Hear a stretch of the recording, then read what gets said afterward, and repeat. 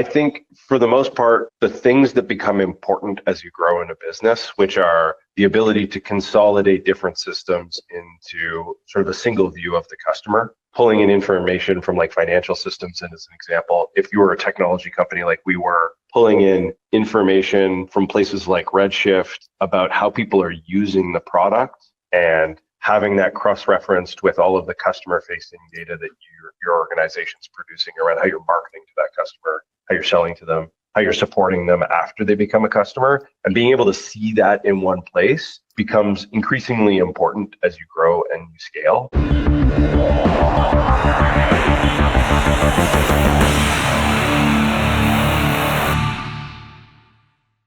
This podcast is brought to you by Fast Slow Motion, a team of expert consultants that have helped hundreds of growing businesses build scalable systems on the HubSpot and Salesforce platforms. To learn more, visit fastslowmotion.com.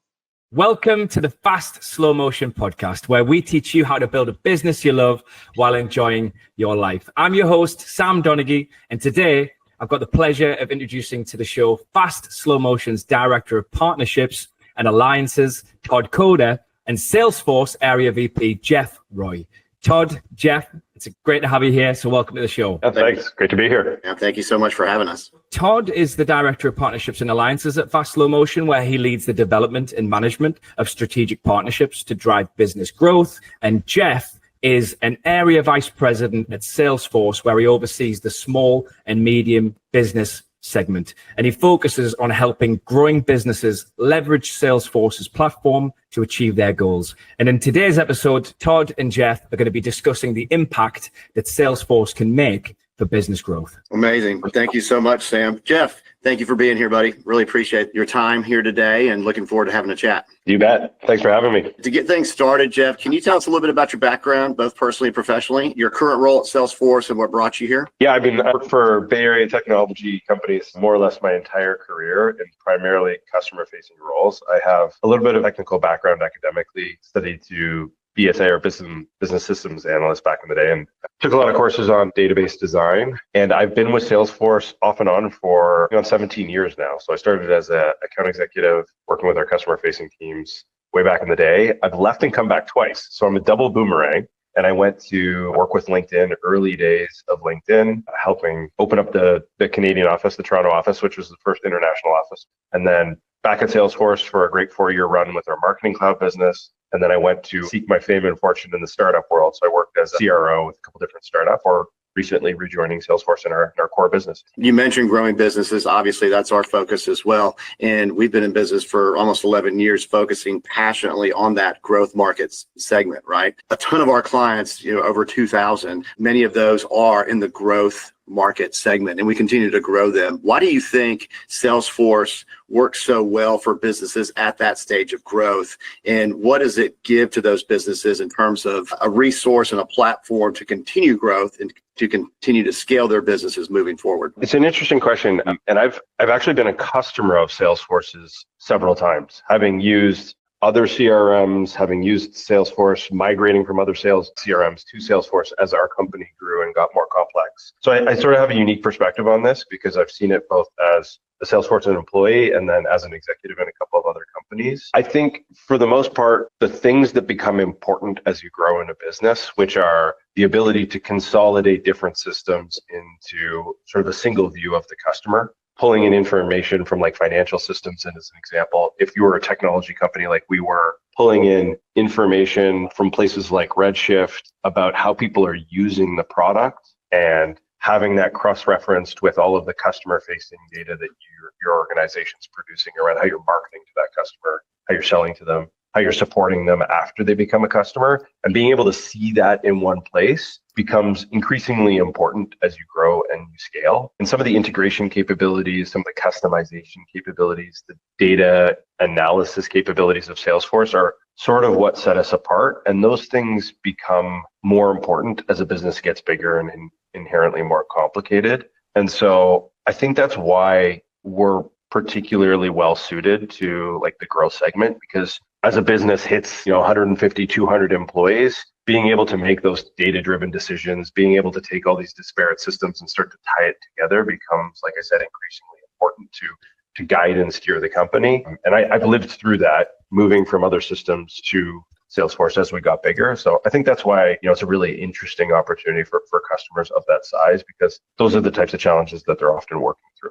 Sure, that makes a ton of sense. And you've lived through it on the other side. So you have the ability to have that conversation with the client and to show them the art of the possible, right? And how they can continue to grow. And you don't ever outgrow Salesforce, right? You can go on exponentially. We run our entire org on Salesforce. So it's the opportunity there that you can reduce tech stacks and debt, right? Consolidate and have the ability to have something for a lifetime solution is really a game changer. Yeah, and I think Salesforce was some of the more recent releases on products that are specifically designed to be sort of a more out-of-the-box solution for smaller businesses is something that we've made a lot of progress on recently as a company. But prior to that, I think there were and still are a lot of really good options for really small businesses, like if you're a 10-person or a 20-person shop. So I think it's natural that sometimes companies would start on an alternative solution, but then you do get to a point when you've got information living in a whole bunch of different silos. You want to start to customize a customer relationship management tool like Salesforce to really meet the very specific needs of your business and the way in which your processes work.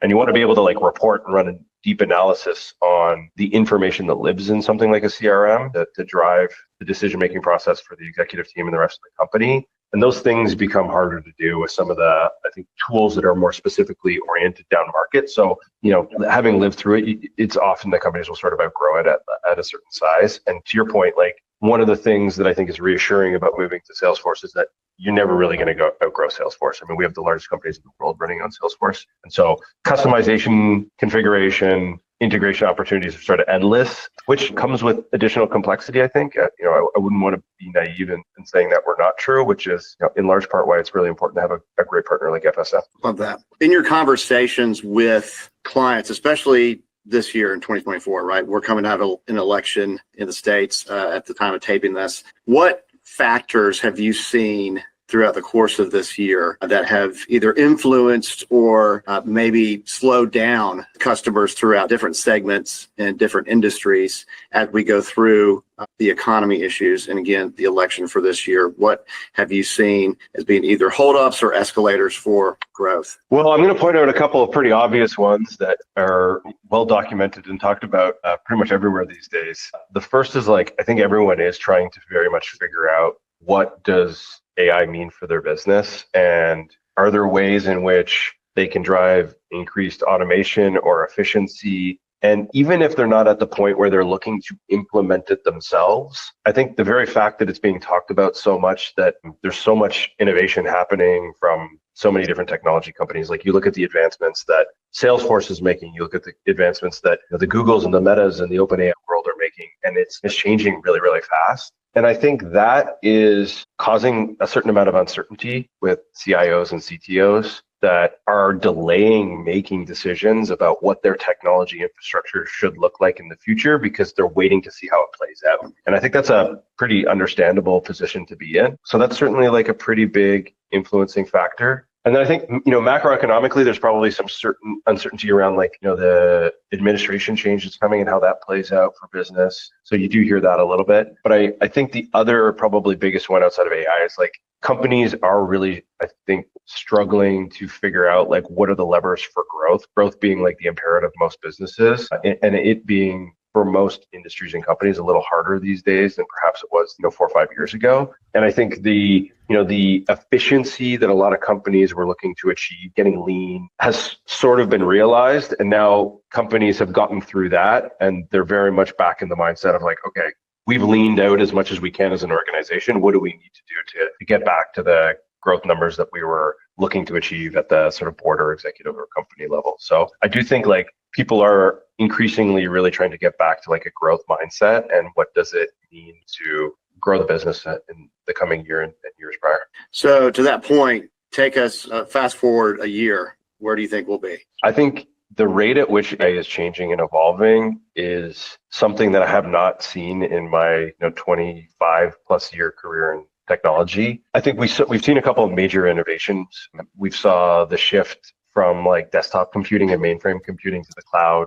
We saw the shift from desktop computing and cloud computing to mobile computing. We saw the shift now to AI. And I think this change is happening faster than any of the others that I've seen. And I also think it's like probably much, much more meaningful for businesses and for individuals. I think it's probably the biggest technological paradigm shift we're likely to ever see in our lifetimes. So I think that is going to continue to accelerate. I really do. Like Google's got a really interesting notebook LM product that somebody shared with me the other day. What we're doing here internally with Agent Force is like legitimately like evolving at a daily and weekly rate. And so I think what will happen over the next year is this will go from the conceptual to the practical. And I think businesses are really going to start to realize and implement actual agents that are doing meaningful things for their businesses and their companies, automating things that were never before automatable. And I think that is going to accelerate through the next 12 months. And so I'll summarize that by saying I think we're going to see a move for a lot of companies from the conceptual to the practical, and these agents are going to be doing real things, producing real ROI and driving real productivity and efficiency gains for companies versus what is right now sort of largely conceptual and theoretical for a lot of businesses. Yeah, absolutely agree. And it's really an exciting time to be a part of it too, right? It is. It's a little daunting and it's a little exhausting because as somebody, who's closer to the finish line of my career than I am the starting line, it's like starting all over again. Right. That's how significant the change is. But I think it's, to your point, it's a huge opportunity. It's super exciting. I think you just have to embrace the change and know that everybody's going through it at the same time and like commit to learning. Like I try and spend a couple hours a day or certainly a few hours every week listening to podcasts like this, reading what I can online, playing around with new products, trying to stay on top of it and just lean into it and recognize that it's part of being in the technology industry. And it's part of running a business is being aware and keeping abreast of what's new. So you just got to lean into it. Yeah, you've got to embrace it, like you said, and it is going to absolutely revolutionize the way that everyone does business. And so the sooner that you can embrace it and spend time with it, learn it, it's going to be very important for every business and even for every person, right? I think so. I mean, there's a famous quote about technology and technological paradigm shifts like the one that we're going through, which is you have a tendency to overestimate the impact in the short term and underestimate the impact over the long term. And if you think about like the shift to the internet, I think that was true. Like I was working during the Y2K bubble, and I think everybody got really excited really early about the implications of the internet. And that took a while to manifest. Like it didn't happen overnight. Platforms like Facebook and Google that like have changed the way that we live and work took another 8 years to really reach meaningful critical mass. And, the consumer internet like really started to gain momentum like 8-9 years after, the Y2K bubble burst. And I think that will happen faster with AI, but I do think we're in, for some, like a little bit of a trough of the hype cycle right now, where there's been a lot of initial interest and everybody saw the potential of what a large language model can do when GPT was initially released. And I think people are a little disappointed in certain cases with like, what is this actually doing for my business today? But I think over the next year, like I said, we're going to see a lot of things move from conceptual to practical. And I think we're going to start to see these autonomous agents working alongside of human beings doing really meaningful work. And that shift from hype to reality that took 8 years for the consumer internet, I think is going to take a lot less time for AI. It's moving that much faster. And so I think over the next 12 months, we'll start to really see that play out. How accessible is AI for small and medium-sized businesses today? I think more so than probably most realize, but like it depends what you mean. Like AI is kind of like this broad catch-all term. So I think if you look at like the predictive capabilities of AI, a lot of those things are really achievable today. Like most major software vendors, and I think I've spent time reading and researching and talking to a lot of customers about like how do you get AI ready as a company. And I think one of the things that you first need to do is like take stock of the tools that you own today, right? Every company's invested for the most part in a host of different technology solutions that they're paying companies like Salesforce for. So really knowing and understanding like what's available from those vendors that you're working with today, I think is a big and very important first step, because there's no need to invest in additional stuff until you know what's available from the companies that you're already working with today and what you get with what you're already paying for. And there's a lot of predictive capabilities that are built into these tools, like opportunity and lead scoring, and even using LLMs to like proofread emails. Like a lot of interesting companies in the sort of like language copy space that are doing really meaningful things for the users that they support. And so I think knowing and taking stock of like the predictive capabilities is something that pretty much every business can do today. I think you get into some of the more like generative stuff, like where you have an autonomous agent that can reason and is working independently and alongside of human beings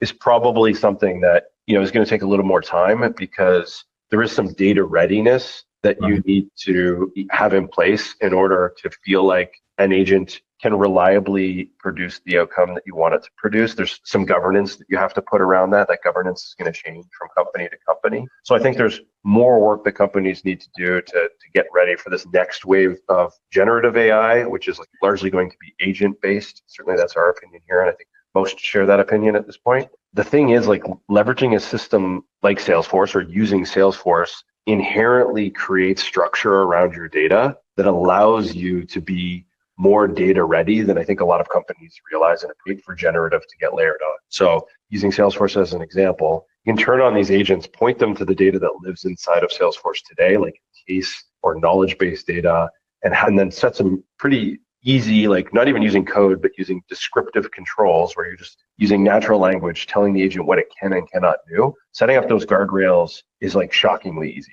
Like, it's working with one organization where they're implementing this technology today. We have a lot of partners like FSM doing these implementations today. And like a lot of the feedback that we get is like, this is like, it's crazy how easy it is to actually set this stuff up once you actually get in there and play around with it. Now, your data needs to be structured in a system like Salesforce, often for you to be able to take advantage of that. But if it is, you're probably closer to being ready to do this stuff than you even realize. Again, very exciting. So, Jeff, if I'm a business owner and I'm looking at Salesforce as my CRM and potentially other ways to revolutionize my business, what is it that you would tell that business owner about Salesforce that would really change the way that they look at their practice? I'm going to go back to like my college years and when I studied information systems, because I think there was a principle that was taught to us then that I think is very true now and is likely true for most technological changes or considerations. And that is, start with the business outcome in mind, right? Like, the business should drive the technology decision and not the other way around. I've never seen, or maybe rarely seen, people implementing new technology for the sake of implementing technology. So I would say start with the business outcomes in mind and work back, and then build a technology strategy that supports the business outcome to drive towards. I think that's a really important rule of thumb for any business owner. And then I think once you've done that, it'll become much more apparent where like the quickest wins and the highest probability of success projects lie. But outside of that, I think it's really important to probably look at your business processes in general and have an honest conversation about where you think you can drive efficiency and where there's likely productivity gains. And I think the more time you spend in those planning stages, the better the implementation of your technology will be. And that's, again, the great advantage of working with a technology partner like FSM, is that you guys can help companies through that planning process, but also like very much guide them through the actual execution and implementation. But I think I see a lot of companies underinvest in sort of the planning and the self-exploration that they need to go through as a business to really be cognizant of where they can drive efficiency. It's like intuitively everybody will know that our systems are a mess, our data is a mess. Like, we're doing everything on pens and paper. We know we need to get it into a system because we can't report on any of it. It's hard to guide and make decisions. But I think you need to take it one step further and then really map out your process from beginning to end and say, okay, here is our pen paper process today. Where do we think a system could help us automate and drive efficiency into some of this? How would we design it versus like, intuitively making the decision we need to implement a system, not going through that and then turning on the software and just expecting it to automatically solve the problem for you. It requires a little more thoughtfulness and being deliberate about that planning stage. And so the benefit of having a partner like FSM in early, I think, is a mistake I see companies make. And I think one that I would encourage people not to overlook. I've done it myself, where you're like, you intuitively know it's a problem. You're like, hey, I'm going to buy a piece of software to solve this problem, but you don't spend the time to really think about, okay, what do we actually want the software to change about the way that we're doing things today versus just recreating the same mess that you're doing manually inside of a system, and then you don't really get the efficiency gain that you wanted. Yeah, the intentionality behind that thought process is so important. And I love your idea of starting with what you want the result to be and then working backwards almost into building that out to ensure that you get the result that you need. Yeah, I'll give you an example. Like I was an executive at a startup, the last company that I worked at, and we changed from one CRM tool to Salesforce. because the legacy CRM that we were on, just great piece of software, but was like a little limited in its functionality. So we decided that we need to move to Salesforce for integration and reporting and analytics. And what we effectively did is just recreated the way that our old system was configured inside of Salesforce. And it didn't really do anything differently. And it didn't really offer us any productivity or efficiency gains initially, because all we did is just recreate what we were doing in that system inside of Salesforce. And if we could have gone back and did it all over again, I think what we would have said is like, okay, how's it working today? Let's map that out step by step from beginning to end in each of the significant, like a lead to cash scenario, like where we're generating a lead through marketing, closing the deal, and like invoicing the customer. What are all the steps and touch points along the way? What would we like to change about that? And then designing Salesforce to do that out of the gate versus just recreating the way that we configured the tool inside of Salesforce, because we had to go back and like redo all of that work. And I think it would have saved us a ton of time if we just done it initially. And we work with a great partner like FSM to help get us there. But we probably would have benefited from working with them from the get-go, because we tried to go it alone and it was pretty kludgy and pretty messy. And we eventually got the implementation into a really good spot, and it like fundamentally changed the trajectory of the company. But it took us a lot longer. It took us like a full year, whereas it probably could a month or two if we'd done it more of the heavy lifting up front. Yeah, good point. So as that business grows, and say as you've got the CRM and you've got everything in place the way that you want it, and things are working harmoniously, what are some of the ways that Salesforce can grow with the company, right? So as the company continues to scale, what do you see with a lot of these businesses in terms of how Salesforce grows with them and helps them grow as well? Yeah, again, like having done startup scale up life, like having taken a company from a couple dozen employees to a few hundred, one thing I've learned to appreciate is like businesses inherently get much more complicated naturally over time as they continue to grow. And so what that means is different data sets, different systems, new teams, competing interests. And it's harder to, I think, diagnose and understand what's going on inside of the business as a result of that. To figure out like the path to growth and what you should prioritize and not prioritize, where you want to make investments, where you might want to reallocate capital, cancel a project that isn't working. Whether it's a product that you're building, a product that you're supporting, a new market that you're entering, like how is my pricing and packaging work? What's the customer sentiment towards a service that we offer, not offer. And so like knowing and understanding that just gets like harder and harder over time. Yeah. So I think one of the things that Salesforce does, I've talked about these three things, but this is lived experience and this is my perspective, is that integrating these systems into a single view of your customer is, I think, one of the things that Salesforce is uniquely good at. And so we have integration layers and integration products, things like MuleSoft, that allow you to take all of these disparate systems and mash it up with your account and contact and opportunity information to really allow you to make like very effective decisions, which is like one of the big benefits I saw at my last company. We were flying blind a little bit on which markets we should enter, what we thought we should build from a product perspective, what we felt like was actually working and not working was harder for us to make like true empirical data-driven decisions on. It was much more like intuition and gut feel. We would go and talk to the teams. We would run what reports we could, but they were often very limited in what they could tell us. And there was often like a lot of confirmation bias. Like we'd have an assumption and then we'd run a report and we'd look for things that just like confirm the assumption we were already making versus being able to like run them a couple different ways to really stress test, like, is our assumption accurate? And once we were able to do that, we realized that like our assumptions weren't always accurate. And I'll give you like a really obvious example. We realized we were selling a product internationally all over the world via the web, online software application. And we realized that like pricing and packaging for certain markets, which is kind of obvious in retrospect, was not translating to local currency. And so we had a lot of users as a freemium product, as a product like growth software as a service. We had a lot of users in those markets that weren't converting to paid customers because they had to pay in USD. And so in a lot of these developing countries, that conversion was too high. And what we did is we ran some simple pricing and packaging changes, marketed to those customers because we had their email addresses, and we're able to drive like massive gains in those markets by just adjusting our pricing and packaging and localizing. And we didn't even bill in local currency because we didn't have the accounting capability to do that. But we just changed what we were charging in USD in those markets to make it a little more palatable for them, which seems like an obvious thing to be able to report on and understand. But like I said, these businesses get more and more complex. So we sort of intuitively knew it until we were able to actually like run some analysis on that after having moved to Salesforce. We definitively knew it was true. Like empirically, we knew it was true.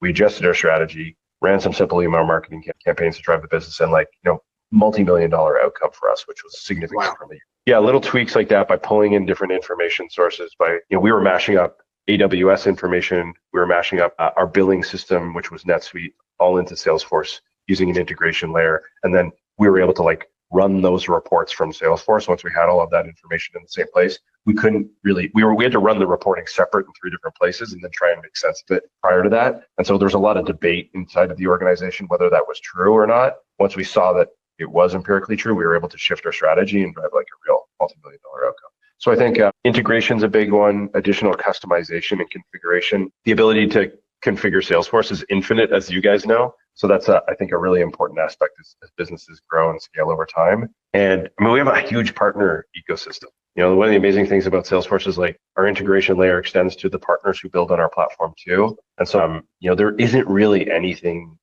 you'll need to do in Salesforce that you can't find a partner who's built something that's going to allow you to do that. So we had a lot of like partner applications we started to plug in to be able to do different things connected to Salesforce or either built directly on the path. So we've talked about this a little bit, but the capabilities in Salesforce are always expanding, always growing. What is something right now that Salesforce is working on or in the midst of or to come that you're excited about? And don't say Agentforce. Oh, I would say Agentforce because like the whole company's like the amazing thing about Salesforce is I would say like part of Mark's genius as a founder is that he's not afraid to make really bold decisions. Our entire company is pivoting with where technology is going, which is, I think, all of the ways in which we interact. And this is going to sound like hyperbole perhaps a little bit, but I believe this to be true. All the ways in which we're typically used to interacting with like enterprise business applications, which is essentially like a UI and workflow layer on top of a database.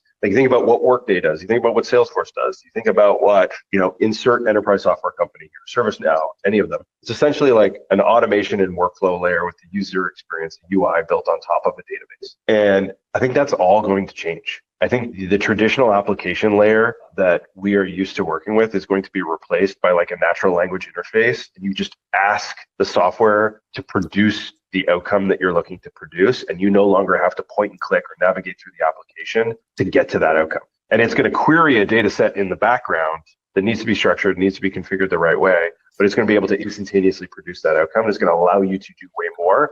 And then you layer on generative and autonomous agents on top of that. And if they can reason the same way that a human being can reason, it won't even be a person that's querying that natural language interface. It'll be an agent interacting with your information autonomously of a human being or working in conjunction with a human being. And like, that is where we are today. Like that is essentially what is capable with today's existing technology in a way that's like, I think it works better and is easier to build than even I understood it as I've gotten to learn more and more about Agentforce over the last couple of weeks. So like the possibilities of that become wild because you have, imagine like an autonomous agent working in like accounting, interacting with like an autonomous agent in like sales. There is, I think, a world in which we live where like these agents are going to be defined by a function and they will work independently of humans and with each other independently of humans. And humans are still always going to be in the mix to make decisions, but and to oversee and provide facilitation for the agents. But I do think it potentially frees us up to move faster as companies, achieve more. Like it could, the optimistic case is that it ushers in this new era of productivity where every business using the same resources they have today can do way more, move way faster. And I think that's like, that's the bull case for AI. And I think that is happening right now. Right. And so I think that's extremely exciting because I think there will be this like agentic layer on top of Salesforce that allows agents to interact with your information either inside of Salesforce or outside of Salesforce and do whatever you tell them to do with that information, whatever you allow them to do with that information. So I think that's really cool and super exciting. I'll give you another example of like an agent that I am personally excited about, and exclusively an Agentforce example, but like there's a sales coaching agent that we are releasing as a company in December, where it'll actually be able to take your recorded calls, study the successful recorded calls, like where they're handled well, where we put ourselves in the seat of the customer, where we have deep empathy for the customer, where we're asking the right questions, prescribing the right solutions, and coach new account executives on what's working and what's not. And because it can study and understand the outcomes of these conversations, did the deal close? Did it not close? Was it a successful implementation? Was it not a successful implementation? All of that's tracked and managed and stored inside of Salesforce. The calls are recorded, so you can take the call recordings, correlate them with outcomes, and then coach sales reps on how they can achieve the best possible outcome for a customer without a human being involved. That's a huge productivity lift for myself and all my leaders. So that's like a very specific sales coaching agent that we're releasing in December. I'm really eager to get my hands on that one. Yeah, the game changing on a micro level, the agent force on a macro is just the ability to absolutely revolutionize what we're doing in business is so exciting to be a part of right now and during this lifetime, right? And to see what it's going to do. And an example like that in terms of sales coaching is absolutely phenomenal. I'm excited to get my hands on that too. Yeah, I mean, a little daunting at the same time, because like, again, this is all happening so fast, but I think, everyone's learning together. There's very few true experts in this stuff. And so I think you just have to be, you have to be kind to yourself and understand that we're all learning together, and just embrace the fact that this change is coming, and do what you can to stay on top of it and not to put too much pressure and be too hard on yourself. To learn it all at once or feel like you need to know it all at once. Jeff, tell us a little bit about a client that has grown their business and their operations on the Salesforce platform. What does that journey look like? Where did it start? In the middle, what happened, and where are we today? This actually includes a really good non-Agentforce example, which is like the advancements we're making in Slack, which is a really cool and exciting product, one that I think people use every day, so it's very relatable. So the Brooklyn Nets, we work with a lot of sports franchises in the growth business segment, which is, personally very interesting as a sports fan. Brooklyn Nets are like one of those success stories that we've talked about publicly. They were on stage in our SMB keynote this year at Dreamforce. And I think they've revolutionized their business in two ways. One, by using Data Cloud to kind of consolidate all of and this is like, I'm going to try and explain this in a way that doesn't get too techy, but one of the amazing things about what Data Cloud does is like data harmonization. You guys know this as a great Data Cloud implementation partner. But data harmonization takes me as a sports fan that's purchased a ticket online, that's buying something from the concession stand, that's visiting the team website and purchasing merchandise, and all of the different devices that I'm using to do that. My work laptop, my personal cell phone, the in-store experience. And it's learning and knowing and understanding that all those multiple touch points are me as one individual. And it's able to harmonize all those different digital touch points into a single profile of me as Jeff Roy, the Brooklyn Nets fan. And then it's able to better understand what my preferences are, what I like, what I don't like, and more effectively market to me and create a better customer experience, a better fan experience, both in the stadium and outside of the stadium. And the Brooklyn Nets have done an amazing job of using Data Cloud and their existing Salesforce footprint to harmonize their data to create that incredible fan experience. As an example, it could push, as somebody who might not be a season ticket owner, but a regular person, a person who attends games regularly and purchases tickets, if there's unsold inventory for a game a few hours before the game, it can push those notifications to me, hey, we've got discounted inventory on tickets, to fans like yourself who are loyal to the team and attend a lot of games. It can make merchandise recommendations or in-experience recommendations to me in my mobile device while I'm in the stadium, letting me know about either a cool fan experience or like a merchandise option that might be available or a concession option that might be available. And so they've harmonized all their data in Salesforce around all these different digital touch points to create that amazing fan experience. But they've also really dramatically changed what they're doing with Slack. And so Slack is quickly becoming, I should say, like the front end of Salesforce. So being able to use both AI and our Elevate product, which essentially allows you to manage all of the opportunity account and contact information, review reports and dashboards, and like all the other things that you would pull from Salesforce in way of like reporting and information, and have that come to you via Slack, which is an interface that is extremely easy to use and intuitive and something that you're in every single day anyways. And the Brooklyn Nets, BSC is the ownership group over the Nets. The Liberty, who actually just won the WNBA championship, so congrats to Liberty, and the Barclays Center. So it's the ownership group over all three of those organizations. And so BC has done an excellent job of turning Slack into sort of like the central nervous system of the entire business, which is then in turn connecting to Salesforce. So which has, I think the outcomes that they have driven with that are just like the speed and the quality of the decision making and communication that they have inside of the organization. Like conversations and decisions that would have taken them weeks to get to, they're now able to make in days because the information is just flowing through Slack so much faster and is much more accessible than it would be if people had to go and pull reports, add that report as an attachment to an email, send it to a group of people, manage the responses. That can all happen directly in a channel with a canvas that links all the assets, that has the information directly pushing to the channel about like the opportunity data or the customer data or the report that has the information they're looking to. It's all stored and centrally managed in one place inside of Slack, where it's easily accessible offline asynchronously as people do their work. And that's just led to like a speed of execution that I think is allowing me to move a lot faster and make better, higher quality decisions. Incredible success story that's literally impacting millions of people. Yeah, they have a huge fan base, and I think the fan experience is something that they're able to like better understand and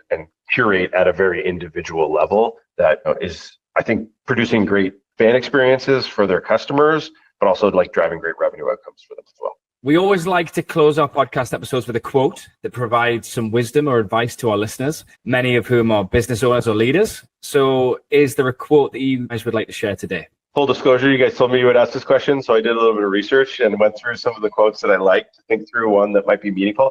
I think this one's particularly relevant to the topics that we've talked about today in this age of AI. Everything's changing, everything's evolving really quickly. So this is from the founder of Walmart, and the quote is, "There's only one boss, the customer, and she can fire everybody in the company from the chairman on down simply by spending her money somewhere else." And I think it's really important that we, in this day and age of AI, remember that like at the end of the day, everything we do as a business is in service of our customer. And so whether it's AI or any other technology decision, we should ground ourselves in the fact that the customer is the boss. Well, that's a wrap for today's episode. A big thank you to Todd and Jeff for joining us today. We hope our listeners enjoyed the conversation too.